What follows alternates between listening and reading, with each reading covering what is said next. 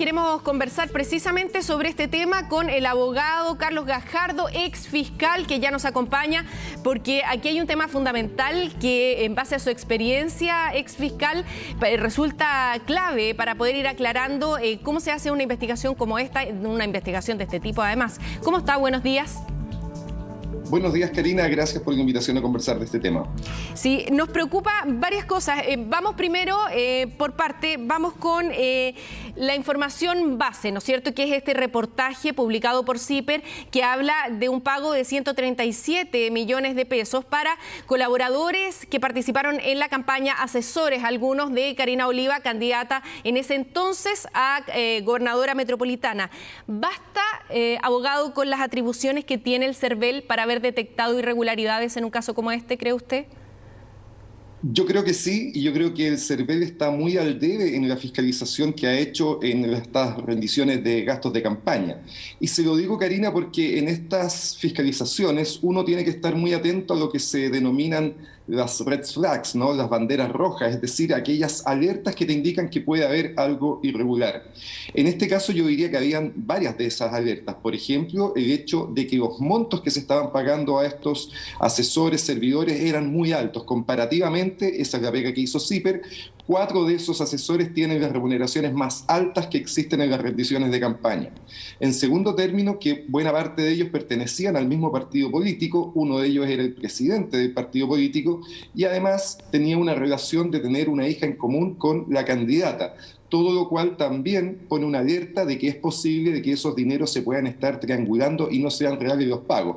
Y en tercer término, hay un pago también a una fundación, Chile Ciudadano, sí, Chile Horizonte, no recuerdo el nombre, donde la fundadora de esa fundación, aparece en los estatutos, es la propia Karina Oliva. Es decir, habían varios antecedentes que a mi juicio implicaban que el CERVEL tendría que haber sido mucho más acucioso con esa rendición de cuentas, no aprobarla simplemente como lo hizo y probablemente derivar esos antecedentes a la Fiscalía. Desgraciadamente este es un caso en que nuevamente la pega la hacen los medios de comunicación, en este caso CIPER Chile, y no la institucionalidad como debiera ser.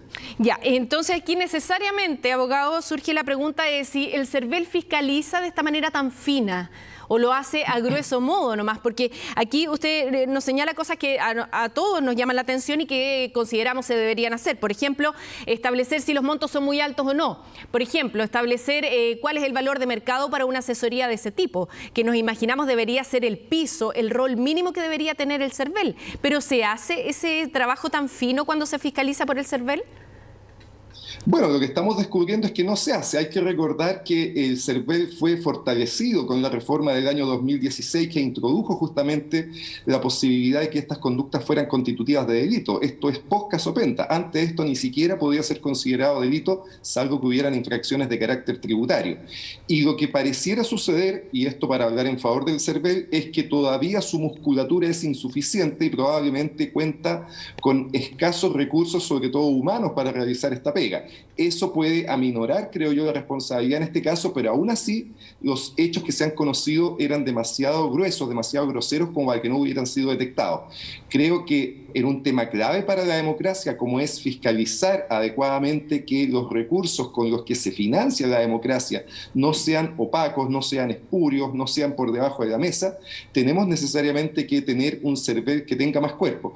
Y adicionalmente, Karina, hay que volver a revisar la ley electoral que permite el gasto. Fíjese que esa ley no permite que la Fiscalía inicie una investigación de oficio, lo dice expresamente, es necesario una denuncia del CERVEL. Esa norma acá se pasó un poco por alto, ¿no? Porque la Fiscalía igual inició una investigación de oficio, vamos a ver cómo termina eso, y yo creo que es necesario, por cierto, que el CERVEL haga cuanto antes la denuncia para validar lo que está haciendo la Fiscalía.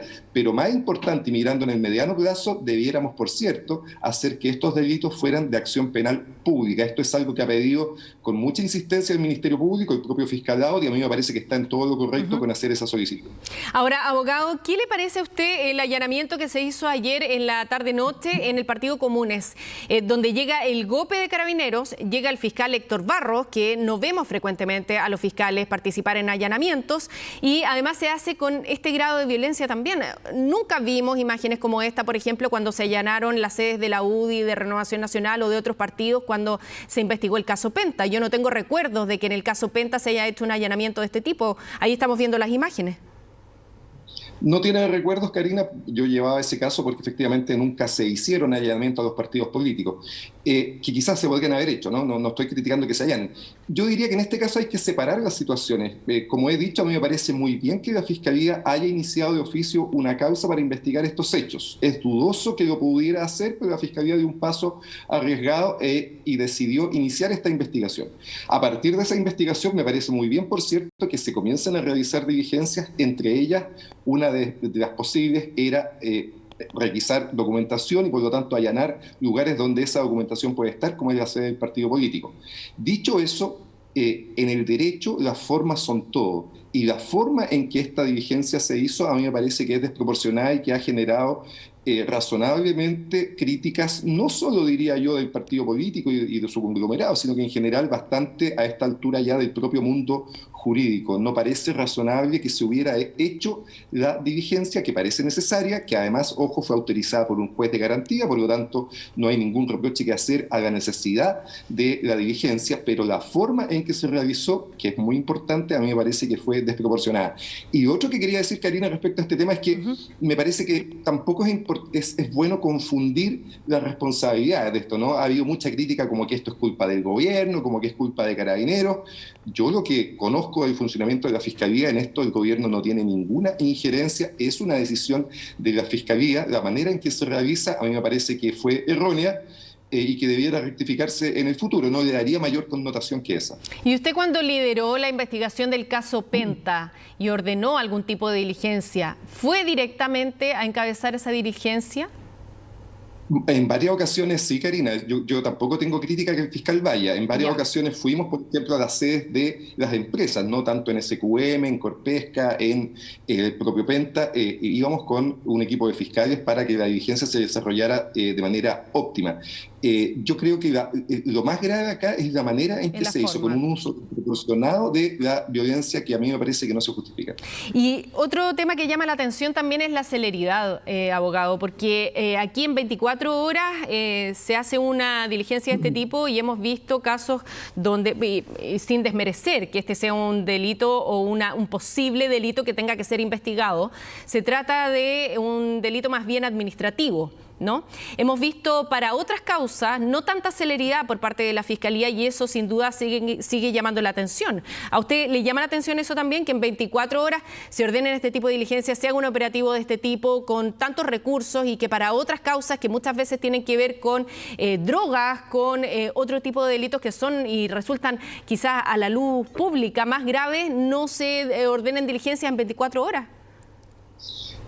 Me parece que es correcto el análisis que usted hace de la diferencia, ¿no? Pero más bien creo que el estándar ojalá fuera ojalá fuera que la Fiscalía siempre reaccionara rápidamente y por lo tanto, más bien yo creo que la crítica está enfocada justamente, como usted lo indica, a la disparidad, a la diferencia en el tratamiento que se da en algunas ocasiones. Yo, Karina, particularmente creo que este es un caso importante, creo que el financiamiento irregular, delictual a la política es clave para fortalecer la democracia y creo que la Fiscalía le tiene que dar mucha importancia a esta causa. Es una causa muy importante, severo, que actúe con severidad. Obviamente uno esperaría que esa misma severidad se diera en otro tipo de situaciones y uno esperaría que allanamientos de este tipo, por ejemplo, se realizaran con mucha más frecuencia para desarticular bandas criminales dedicadas a la droga, al tráfico de inmigrantes, al robo, etcétera, ¿no? Es evidente que sería deseable ver esta misma eficiencia en causas donde el uso de la fuerza se justifica mucho más, porque hay que entender que justamente la presencia del GOPE es justificable cuando uno cree que en un allanamiento puede existir, por ejemplo, una resistencia física, encontrarse con armas, con personas que se van a oponer,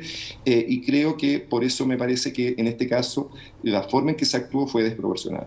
Ahora, ¿sabe por qué se lo planteo? Porque hay un montón de comunas en nuestro país donde los mismos habitantes denuncian, por ejemplo, a bandas delictuales, hacen ellos mismos sus investigaciones, tienen claro quiénes las integran, tienen claro dónde está escondida actividad la droga, las casas, los lugares donde se vende droga, los lugares que son foco delictual, y muchas veces no vemos estas imágenes, ni siquiera, y menos con el GOPE. Entonces, llama la atención que haya una disparidad tan grande, ¿no es cierto?, cuando se trata de investigar un delito que sin duda tiene que ser aclarado, y en eso coincidimos. Yo creo que para eso no hay duda de nadie, ¿no es cierto?, que hay que exigir un estándar mayor en términos de los gastos de campaña que se hacen en nuestro país, pero la cantidad de recursos utilizada y en 24 horas es lo que llama la atención y marca una diferencia claramente con el resto de la gente, que muchas veces va a la Fiscalía a denunciar delitos y tiene que ir una y otra vez porque no son tomados en cuenta.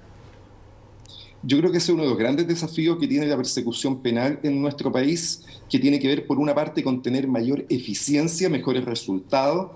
Todavía seguimos teniendo tasas de archivo, sobre todo para los delitos contra la propiedad, para los robos, que son muy altas.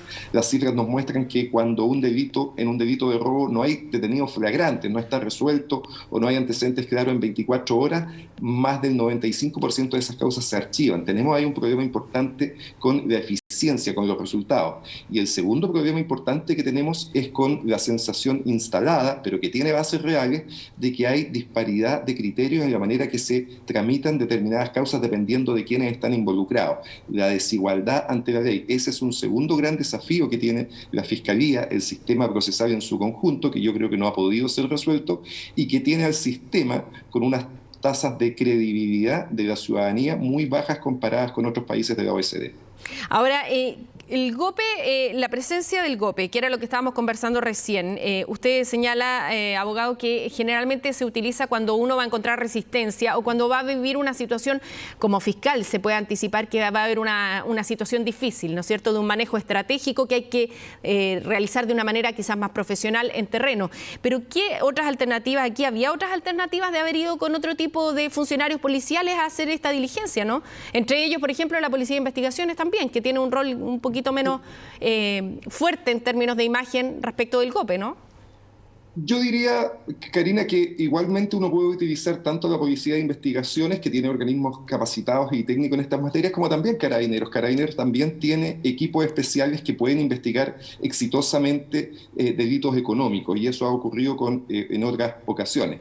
El punto efectivamente es la utilización del GOPE, porque, como lo señalábamos, más bien ese tipo de estrategias, ¿no es cierto?, de recursos, se utilizan cuando uno cree que puede existir, más que una resistencia que puede ser natural, una resistencia con armas, un peligro para la integridad de los funcionarios que están participando en el procedimiento, y entonces, claro, son muy utilizados en allanamientos que tienen que ver con delitos de carácter más violento. Este es un delito grave, pero no es un delito violento, y por lo tanto las estrategias pueden ser de otra manera, pueden ser distintos. No es poco común esto que se ha realizado hoy día, ¿no? Delitos económicos se investigan por montones, y la forma en que se abordan los allanamientos en este y en cualquier otro tipo de delito tiene que ver con provocar el menor impacto posible, el menor daño posible. Eso es lo que en el derecho procesal penal se denomina la proporcionalidad. Todo lo que realice la Fiscalía tiene que ser proporcional. No puede ser ni mucho ni poco, ni pecar de defecto ni pecar de exceso. En este caso yo creo que se ha pecado de exceso. Creo que fue un error que cometió la Fiscalía. No le daría mayores connotaciones a un exceso en cuanto a haber tratado de hacer el trabajo de la mejor manera posible, y a mí me parece que en eso se equivocaron.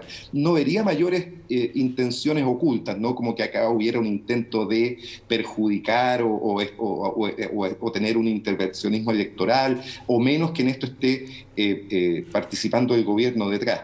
Yo creo que hubo un error, hubo un uso desproporcionado de la fuerza. Espero que la Fiscalía rectifique y en las próximas etapas del procedimiento, que ojalá avance exitosamente, actúe de mejor manera. Ahora, en términos operativos, esto es responsabilidad del fiscal Héctor Barros, ¿no? La persona que determina que vaya el GOPE, que el GOPE opere de la manera en que lo hizo, que rompa la reja de entrada de esa manera, que golpee la puerta, y con toda la puesta en escena que ocurrió en este allanamiento. Eso es responsabilidad directa del fiscal Héctor Barros, ¿no? La dirección de la investigación la tiene el fiscal, en este caso el fiscal Héctor Barros, y por lo tanto es él quien decide qué organismo participa en la diligencia, y por lo tanto es él que decide que en este caso haya participado el GOPE. Hay que señalar en todo caso que, de acuerdo a lo que se ha informado por la propia Fiscalía, acá se pidió una autorización voluntaria, eso habría sido negado y por lo tanto se tuvo que pedir una autorización judicial que justamente autoriza, en caso de negativa, a hacer este ingreso a la propiedad con facultades de allanar, de cerrajar y hacer lo que sea necesario. Eso, de acuerdo a lo que ha informado la Fiscalía, fue lo que ocurrió y por lo tanto a mí me parece que técnicamente, procesalmente, no hay nada incorrecto en lo que se hizo. Un uso desproporcionado de la fuerza sí, pero creo que se cumplieron los requisitos legales para haber hecho esto. Ahora, ¿hay otro tipo de unidades, como decía usted, de carabineros que puedan hacer esta labor de descerrajar sin tener que llamar al GOPE? Sí, sin duda. En general, este tipo de diligencias las puede realizar perfectamente, sobre todo la unidad de carabineros denominada OS9, que es la que tiene la mayor experticia para llevar adelante este tipo de investigaciones. Probablemente participó en esta diligencia. Haber hecho de esta manera el ingreso a la propiedad es lo que yo creo que se critica y probablemente también se critique la oportunidad, ¿no? Haberlo hecho esto 2 días antes de las elecciones, pudiendo perfectamente quizás haberse realizado el día lunes, es también otro posible motivo de crítica. Son situaciones y son causas tan delicadas en que hay tanto interés de la ciudadanía para que se investigue adecuadamente que la Fiscalía tiene que ser especialmente cuidadosa en la manera en que realiza las diligencias. Las formas en el derecho son muy importantes y creo que en este caso la forma en que esto se realizó pudo haber sido mucho mejor. ¿Usted tiene algún antecedente respecto de que algunos de los involucrados en el caso Penta hayan llevado a la justicia al fiscal nacional Jorge Abbott en este momento? Perdón, no había entendido la pregunta. Si usted tiene algún antecedente respecto de que algunos de los involucrados en el caso Penta se hayan querellado contra el fiscal nacional Jorge Abbott en el último tiempo. No tengo noticia de aquello. Ya, porque teníamos una información que estaba circulando y información que, por supuesto, tenemos que chequear para ver si es que es efectivo que algunas de esas personas hubiera presentado alguna acción legal en contra del fiscal nacional, porque además se hablaba, por ejemplo, que el abogado patrocinante de la causa es candidato y militante del Partido Comunes. Por eso ninguna noticia tengo de eso. Ya. Lo que sí se ha cuestionado, y a mí me parece que es injusto, usted sabe, Karina, que yo he sido particularmente crítico del fiscal Abbott, pero se ha criticado que justamente el Partido Comunes fue uno de los impulsores en su momento de la destitución del fiscal Abbott por ahí por el año 2018-2019, y que esto podría ser una especie de represalia por aquello. A mí me parece que esa tesis tampoco es correcta. Estas no son decisiones que esté tomando directamente el fiscal Abbott, las toma un fiscal regional que tiene independencia para tomar ese tipo de decisiones, y yo creo además que es correcto que esto se esté investigando.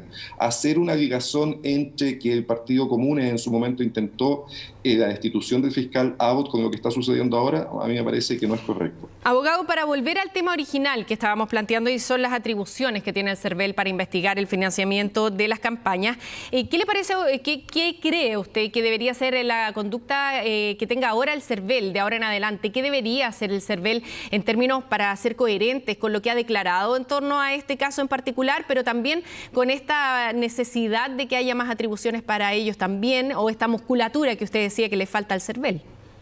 Sí, yo lo primero que pediría, y esto es un pedido al Parlamento, digamos, es que se derogue la norma que exige que el CERVEL tenga que hacer estas denuncias. Yo creo que esto debiera ser investigado, como está haciendo en este caso, de oficio por la Fiscalía. Recientemente, Karina, esa norma también se modificó en cuanto a que previamente se establecía un plazo de solo 2 años para que estos delitos prescribieran. Y esto en mayo de este año fue modificado y se aumentó ese plazo de prescripción a 5 años, que es lo razonable, es el plazo en que prescriben todos los delitos. Y en cuanto al CERVEL, yo creo que ojalá esto les sirva como un cierto tirón de orejas, lo que ha pasado con la situación de Karina Oliva, para que sean mucho más estrictos en las fiscalizaciones a las rendiciones de cuenta que están haciendo. Insisto que en el caso de Karina Oliva estaban todas estas alertas que debieron haber hecho que el CERVEL tuviera una actitud mucho más proactiva, mucho más profunda en la revisión de esa rendición de cuentas que parecía abultada en algunos montos. Pero ojo que también es importante, Karina, que acá hay otros temas que también la investigación de CIPER ha puesto sobre la luz. Por ejemplo, el hecho que respecto de otro candidato, Rojo Edwards, también existen montos que se han pagado a asesores que son bastante altos, más de 4 millones de pesos mensuales, lo que también llama a sospecha. Y en el caso de la candidatura de Catalina Parot, que se le pagaba a una persona que simultáneamente en ese tiempo prestaba funciones en el Consejo Nacional de Televisión, que era funcionaria pública. Yo creo que también son antecedentes que ante esta actividad de la Fiscalía debieran ser investigados. Me llama la atención que solo se haya dispuesto a la investigación sobre el tema de Karina Oliva y no sobre los otros candidatos que también tienen situaciones que a primera vista pueden parecer irregulares y que ameritan investigación. Acá la presunción de inocencia rige para todos, acá no se ha determinado ningún delito respecto de ninguno de estos candidatos, pero hay antecedentes sospechosos respecto de al menos 3 de ellos y por lo tanto la investigación, creo yo, debiera abarcarlos a los 3. Abogado, para que la gente que nos está viendo en su calidad de exfiscal, además usted investigó el caso Penta y conoce de cerca, ¿no?, en lo que ha sido el financiamiento irregular de campañas en la política de nuestro país, para que la gente que nos está viendo pudiera tener claridad. Cuando aquí se habla, por ejemplo, de montos abultados, ¿para qué se abultan los montos? ¿Para qué un fiscal podría sospechar que se abultan los montos rendidos en una campaña y de qué manera le sirve eso a una coalición, un partido político? Es muy interesante el sistema de financiamiento, Karina, porque es lo que nos permite entender qué es lo que está pasando acá, ¿no es cierto?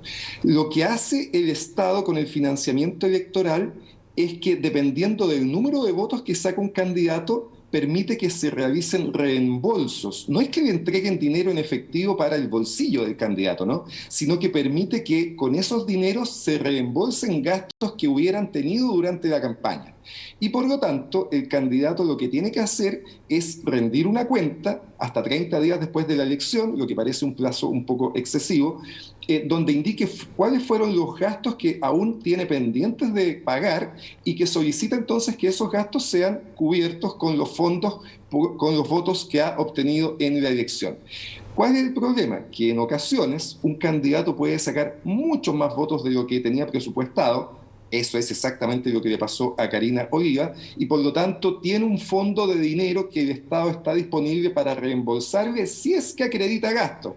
Entonces es evidente que en ese caso la tentación es simular gastos inexistentes porque el Estado se los va a pagar. Y si usted no puede acreditar esos gastos, ese dinero lo pierde, no lo recupera. Esa es la sospecha de lo que pudiera haber pasado aquí, que cuando se dieron cuenta que tenían un volumen muy importante de votos y por lo tanto una devolución importante de dineros, esas facturas, esas boletas se pudieron haber aumentado con el objeto de obtener esos recursos y que esos dineros, por cierto, no fueran a esas personas que prestaron los servicios, sino que se triangularan para otros fines. Ojo que parte de esto es lo que declaró en una entrevista radial y después televisiva en este mismo canal, sí, la propia candidata Oliva, cuando dijo que no es que esta plata fuera todo para los que habían prestado las boletas, sino que con eso se había pagado también a otras personas que habían trabajado en la campaña e hizo alusión también a servicios que se hubieran prestado antes de la campaña. Es decir, de alguna manera, en declaraciones extrajudiciales, reconoció que la rendición de cuentas había sido hecha con documentación falsa y es lo que amerita y debiera ameritar rápidamente que el CERVEL hiciera la denuncia correspondiente a la Fiscalía. Pero de nuevo, lo que me molesta a mí particularmente en este caso, Karina, es que todo esto lo sepamos porque un medio de comunicación, la bendita prensa, hace la pega y no porque esto lo hubiera detectado la institucionalidad, el CERVEL, que justamente tiene esta función. Y en eso, permítame agregar, que a mí me parece complicado que el CERVEL sea un organismo cuoteado. El CERVEL, los directores del CERVEL son designados básicamente por los partidos políticos a través del Senado y entonces hoy día tenemos un representante de la UDI, un representante de Renovación Nacional, un representante de Democracia Cristiana y un representante del Partido Socialista. Todas personas seguramente, no lo pongo en duda, muy capaces, muy capacitadas, pero que evidentemente por la ligazón que tienen con sus respectivas tiendas, no creo yo que ofrezcan la completa seguridad, al menos estéticamente, de tener independencia al momento de realizar sus labores. Creo que en esta nueva constitución que el país está discutiendo es muy importante que organismos como este, como el CERVEL, tengan efectivamente autonomía, tengan efectivamente independencia y que el sistema de nombramiento de su alta dirección se efectúe con criterios mucho más técnicos antes que políticos. Sí, pues no es además el único organismo en el que tenemos este sistema, porque si fuéramos un poquito más allá, hasta en la Corte Suprema Suprema, también los nombramientos de los jueces que suben a la Corte Suprema se hacen absolutamente con criterios políticos, aunque en el papel lo desmienta desde el presidente de la República hacia abajo, lo que pasa en la práctica es que ocurre de acuerdo a criterios afines con el gobernante que está de turno. Los ministros que suben a la Corte Suprema son ministros afines al sector político que está gobernando, y eso ha pasado desde la historia básica de nuestro país. Entonces, claro, hay una serie de instituciones que funcionan de esa manera y que ojalá también en la Constitución, en la nueva Constitución, estén consagrados cambios de ese tipo, abogado, ¿no? Absolutamente. Sobre todo, el sistema lo que hace es cuotear, ¿no? Porque como exige que el grueso de estos nombramientos sean aprobados por 2/3 del Parlamento, del Congreso, del Senado más bien, y ninguna fuerza política tiene esos 2/3, lo que hace entonces cuotear es que en los nombramientos que son de organismos colegiados se nombre a uno de cada sector. Y eso pasa en general en todos los organismos, ¿no? Estamos hablando incluso del Tribunal Constitucional, estamos hablando de TVN, estamos hablando de Codelco, donde los nombramientos son cuoteados básicamente con un sector para cada lado. Y en los organismos unipersonales, como es la Fiscalía o como es la Contraloría, la tentación ahí está, no digo que necesariamente se produzca, si bien se produjo en el caso del Fiscal Nacional, el incentivo más bien está en nombrar a personas que sean proclives o más bien que no le causen inconveniente a nadie. No existe el derecho de veto finalmente, porque exige 2/3 para que sean nombradas las personas, y entonces el incentivo está ahí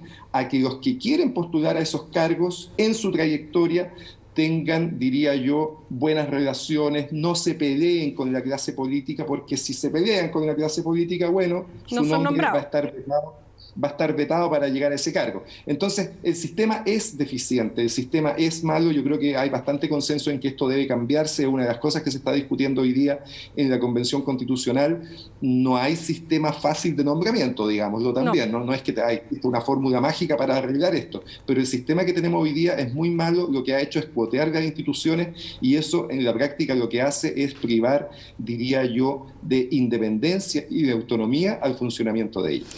Bueno, abogado Carlos Gajardo, ex fiscal, le queremos agradecer por haber estado con nosotros esta mañana conversando más en profundidad en lo que se genera a partir de una investigación periodística como esta sobre los gastos de campaña rendidos por Karina Oliva en su candidatura a gobernadora metropolitana. Y vamos a quedarnos muy pendientes de ver si el CERVEL presenta o no una denuncia, una querella, si se hace parte o no de esta investigación que ha iniciado de oficio el Ministerio Público. Muchas gracias por haber estado con nosotros. Gracias a usted, Karina. Yo creo que eso va a suceder de todas maneras. Yo creo que el CERVEL está obligado en este caso a presentar una denuncia o querella. Eso va a suceder. Y permítame mandarle un saludo al Rafa Cavada, que sé que está con algunos problemas de salud, así que se recupere. Muchas gracias por la invitación. Se los damos también, y aquí también se lo mandamos, se está recuperando, así que para que toda la gente también que lo echa de menos se quede tranquila, está evolucionando favorablemente, así que muy pronto va a estar de vuelta. Muchas gracias, abogado, que tenga un buen día.